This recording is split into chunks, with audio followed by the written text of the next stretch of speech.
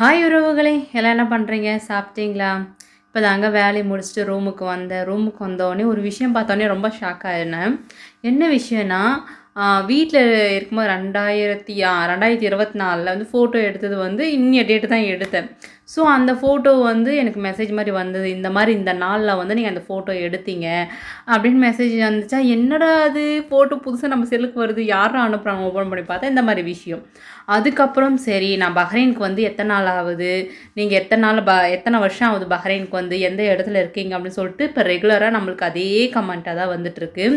நான் பஹ்ரைனுக்கு வந்து கிட்டத்தட்ட 5 வருஷம் ரன் ஆயிட்டுருக்கு.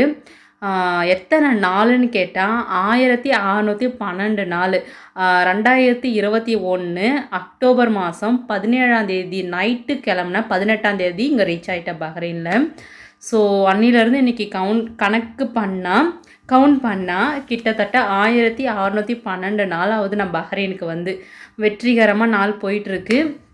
இன்னும் ஒரு 3 1/2 மாதம் கழிச்சிட்டேன்னா சக்ஸஸா போயிடும்னு நெனைக்கிறேன்.